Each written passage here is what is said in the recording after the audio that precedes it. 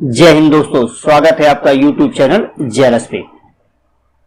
आज का जो हमारा सेशन होगा वो होगा हीट बजट यानी उष्मा बजट पे। चलिए शुरू करते हैं हम आज के सेशन को। तो सबसे पहले इंसोलेशन यानी इनकमिंग सोलर रेडिएशन यानी सूर्य तप। तो पृथ्वी को सूर्य से जो ऊर्जा प्राप्त होती है उसे ही कहा जाता है सूर्य तप या इंसोलेशन।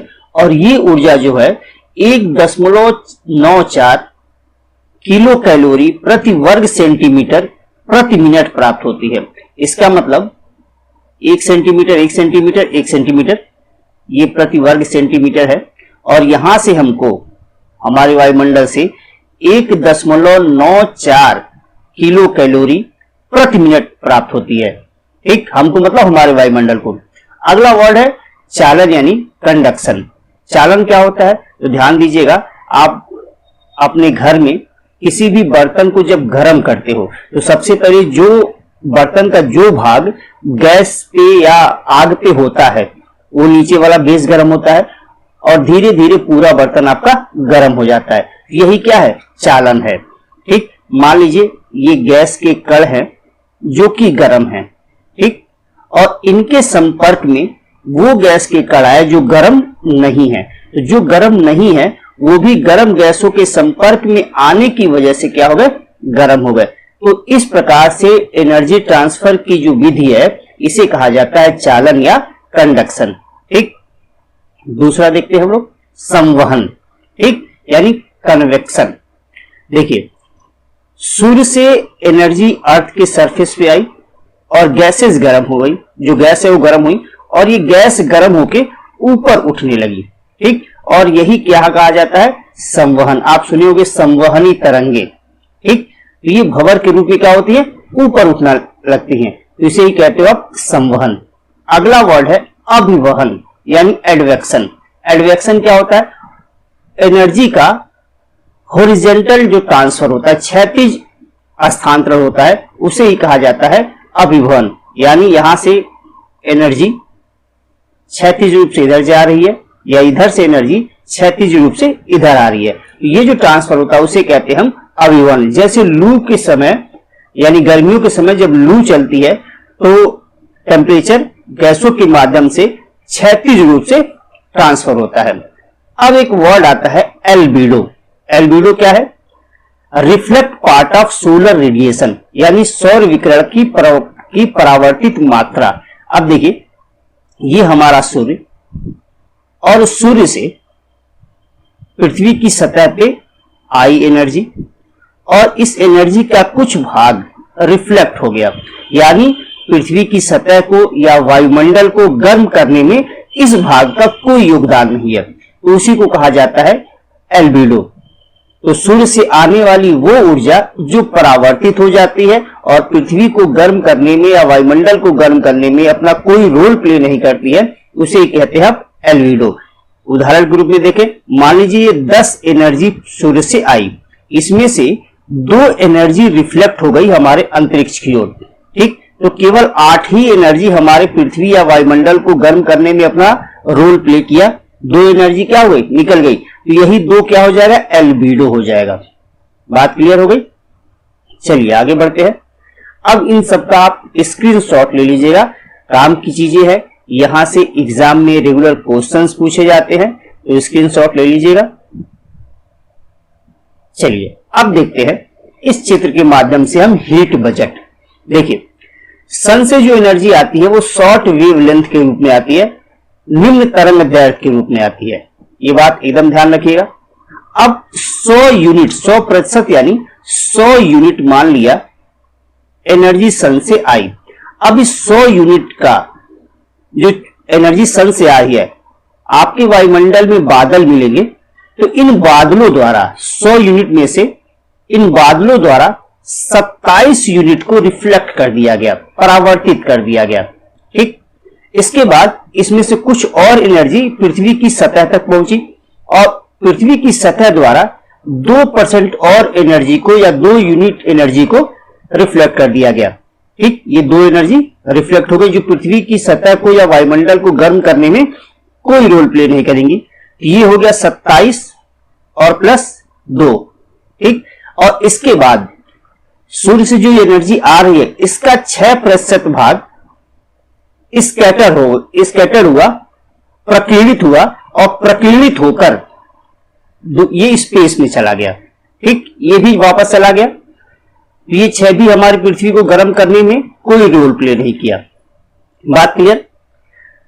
अब कुल मिला के अगर इसको आप जोड़ोगे तो ये बन जाएगा 35, यानी 100 में ये जो 35 यूनिट है या 35% है हमारी पृथ्वी को गर्म करने में कोई रोल प्ले नहीं कर रहे हैं। बच गया आपका 65। अब इस 65 में से, इस 65 को ध्यान रखिएगा, आगे इस पे बात करेंगे, इस 65 में से कौन कैसे पृथ्वी के पास पहुंचा या वायुमंडल के पास पहुंचा ये देखते हैं।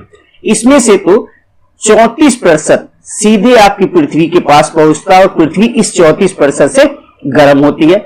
इसके अलावा जो स्कैटरिंग हुई थी यानी प्रकीर्णन हुआ था, इसमें से 6% तो अंतरिक्ष में चला गया था, बाकी 17% आपकी पृथ्वी की सतह की ओर आई थी और ये भी पृथ्वी की सतह को गर्म करने में रोल प्ले करती है।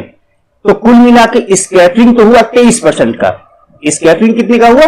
23% का, लेकिन 23% में से 6% अंतरिक्ष में चली गई, हमारी पृथ्वी को गर्म करने में कोई रोल प्ले नहीं किया, लेकिन 17% हमारी पृथ्वी को गर्म करने में रोल प्ले कर रहे हैं। ठीक, तो पृथ्वी के पास कितनी पहुंची? 17 और प्लस 34, ये हो गया कुल 51।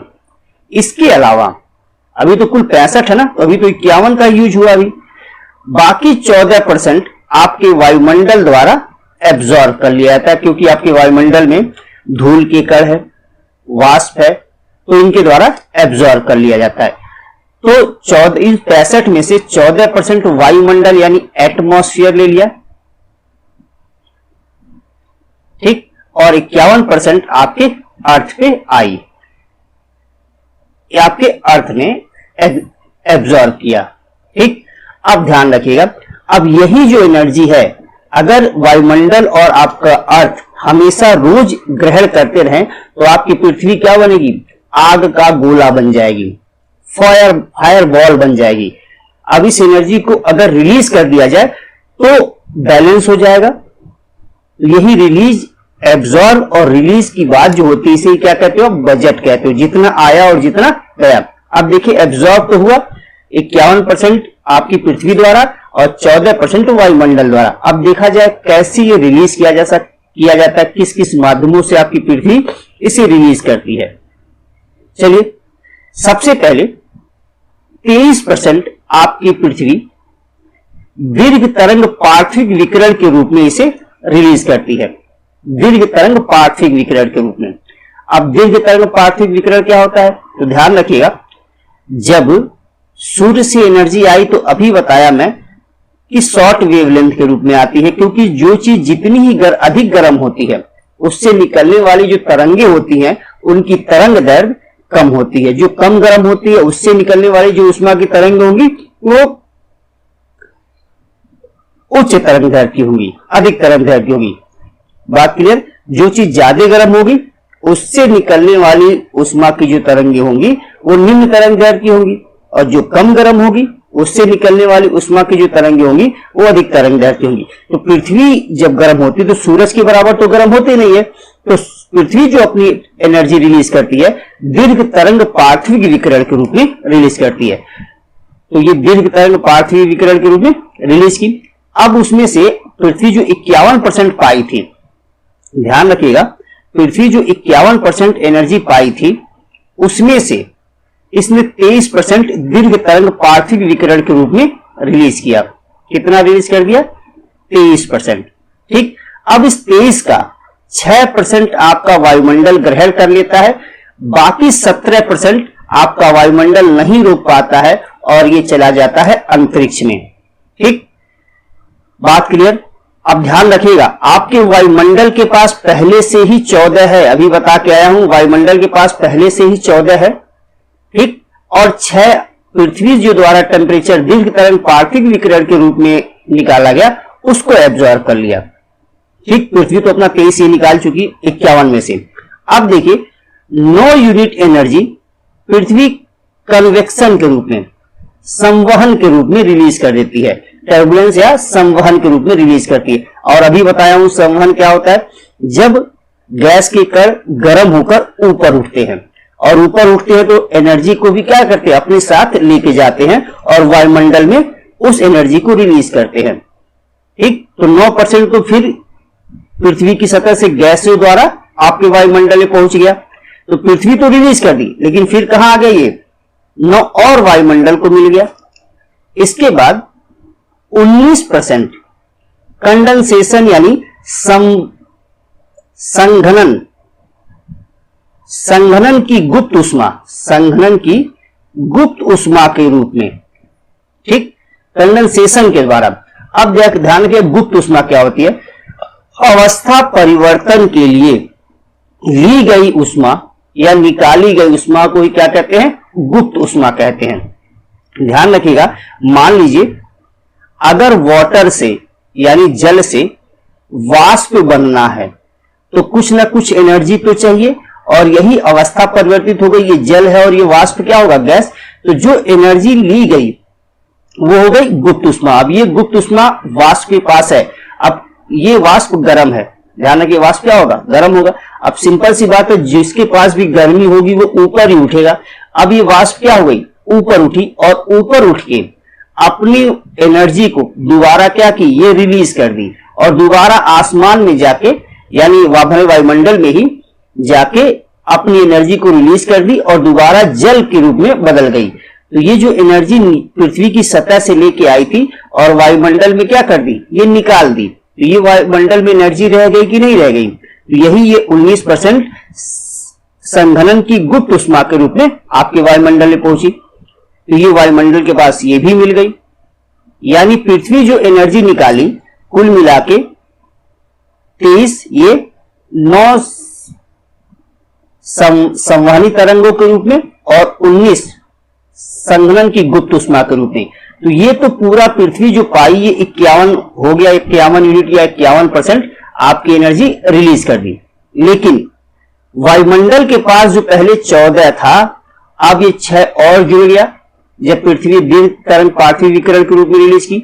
9 और जुड़ गया जब पृथ्वी संवहन के रूप में रिलीज की, संवहनी गैसों के रूप में छोड़ी, पृथ्वी से निकल गई, और 19 और संघनन की गुप्त उष्मा के रूप में पहुंच गई। और ये कुल मिला के हो गया 48, ये कुल मिला कितना हो गया 48। ठीक, अब इस 48 को भी आपका जो वायुमंडल है, ये 48 वायुमंडल का उष्मा बजट हो गया। अब इस 48 को वायुमंडल क्या करता है, रिलीज कर देता है अंतरिक्ष में। ठीक, और पृथ्वी और वायुमंडल के का उष्मा बैलेंस हो जाता है, यानी जितना पाया और उतना ही रिलीज किया। लेकिन अभी आप देखे हमने तो क्या किया, 65 लिया। 65 कैसे लिया था, 14 यूनिट तो हमारी वायुमंडल ने ग्रहण किया और 51 यूनिट हमारी पृथ्वी ने ग्रहण किया। ठीक, और निकाल वायुमंडल कितना रहा है, ये 48 ही। ये कैसे, केवल 48 यही नहीं निकाला, 17% इधर भी तो निकला, 17 यूनिट इधर भी तो निकला, तो 17 ये और 48 ये कितना हो गया 65। तो जितना हम सूर्य से पाए हमारी पृथ्वी और हमारा वायुमंडल, वो सारा क्या कर दिया, रिलीज कर दिया गया अंतरिक्ष में। और हमारी पृथ्वी का जो, हमारी पृथ्वी और हमारे वायुमंडल का जो उष्मा का बजट है वो बैलेंस रहा, न बढ़ा न घटा। लेकिन ध्यान रखिएगा, ग्लोबल वार्मिंग के जमाने में, भूमंडलीय तापन के जमाने में यही डिस्टरबेंस आ रहा है। जो हम कार्बन डाइऑक्साइड या और ग्रीन हाउस गैसेस छोड़ रहे हैं अपने वायुमंडल में, जिसकी वजह से ये जो गैसें निकल जानी चाहिए थी पूरी की ये तापमान पूरा का पूरा अंतरिक्ष में चला जाना चाहिए था, ये नहीं जा पा रहा है, और नहीं जा पाने की वजह से ही ग्लोबल वार्मिंग हो रहा है।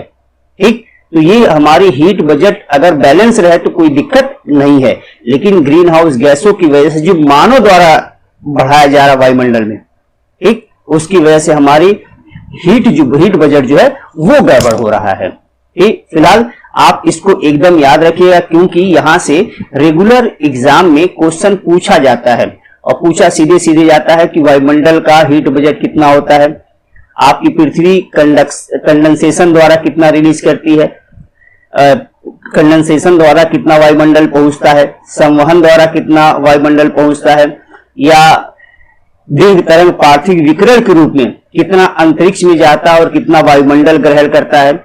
इसके अलावा ये भी एग्जाम में क्वेश्चन पूछा जाता है कि बादल द्वारा कितना रिफ्लेक्ट कर दिया, सूर्य से जो एनर्जी आ रही है बादल द्वारा कितना रिफ्लेक्ट कर दिया जाता है, सूर्य से आने वाली एनर्जी को डायरेक्ट आपका वायुमंडल कितना ग्रहण कर लेता है।